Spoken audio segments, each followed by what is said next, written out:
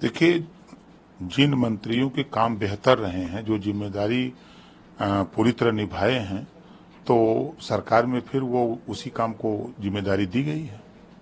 लेकिन एक बड़ी चीज कही गई है कि इतिहास में पहली बार ऐसा हुआ है कि केंद्र के मंत्रिमंडल में कोई भी मुस्लिम मंत्री नहीं शामिल किया गया है।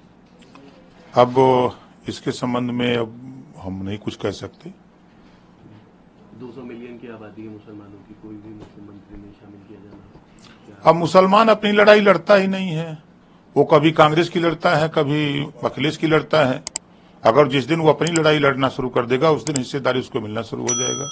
वो दूसरे को राजा बनाने की बात करता है, दूसरे को ताकत देने की बात करता है। अगर उसको समझ में ये बात आ जाए, आजादी के बाद 38% नौकरियों में मुसलमान था और कांग्रेस और सपा बसपा ने इतना बढ़िया काम किया उनके विकास के लिए, 1% आज नहीं रह गया है। लेकिन वो उसी को विश्वास करते हैं, जैसे गैया कसैया को पति आती है, उसी तरह वो उनको उस पर विश्वास करते हैं। उन्हीं लोगों के राज्य में दंगे होते थे, बदनाम मुसलमान होता था। कर्फ्यू लगते थे, बदनाम मुसलमान होता था। कहीं भी बम फटते थे तो बदनाम मुसलमान होता था। उनके राज्य में कभी आईएएस का कंपटीशन मुसलमान का बेटा पास नहीं किया, लेकिन मोदी जी, योगी जी के राज्य में पहली बार 51 बच्चे मुसलमानों के आईएएस कंपटीशन पास किए हैं।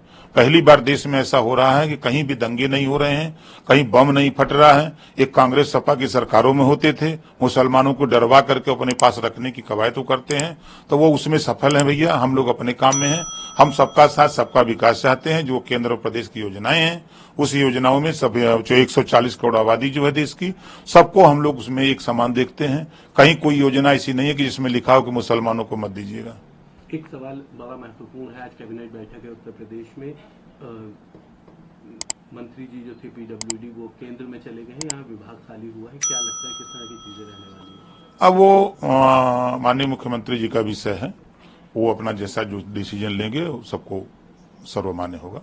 एक आखिरी सवाल रहेगा सर, अयोध्या को लेकर के बड़ी खींचतान चल रही है। अभी तक वहाँ के कई वीडियो उस तरह के जारी हो रहे हैं जिसमें दिखाया जा रहा है कि लोगों को क्या दिक्कतें उठानी पड़ी, जिसके अंदर भारतीय जनता पार्टी वहाँ से जीत नहीं पाई। इसके साथ ही आपके सहयोगी मंत्री हैं संजय निषाद जी, उन्होंने भी ये बात कही थी कि भारतीय जनता पार्टी के कुछ मंत्रियों की या कुछ नेताओं के बड़बोलेपन की वजह से हमें सीटें कम मिली।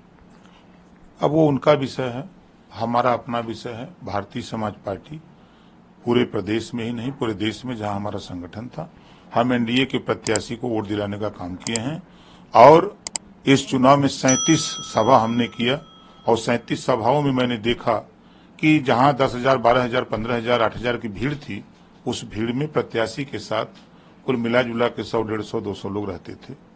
तो अब चूंकि उनकी पार्टी का, हमारा अपना अलग कार्यक्रम होता था, प्रत्याशी के साथ लोग रहते थे।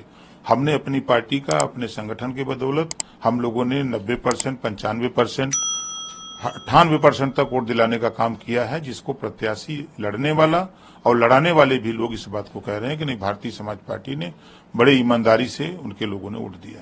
एक आखिरी सवाल रहेगा सर, राहुल प्रियंका आज थैंक्सगिविंग यात्रा निकालने रायबरेली में की। अब उनका काम है, वो चाहे थैंक करें, चाहे जो भी मर्जी वो करें। जब उनकी सरकार थी तब तो ना दलित याद आया, ना पिछड़ा याद आया, ना अल्पसंख्यक याद आया, ना गरीब कमजोर याद आया। आज सत्ता से बाहर होने के बाद सब कुछ दिखाई दे रहा है। जनता ने जिताया, अगर जनता का वो धन्यवाद देने आ रहे हैं तो अच्छी बात है।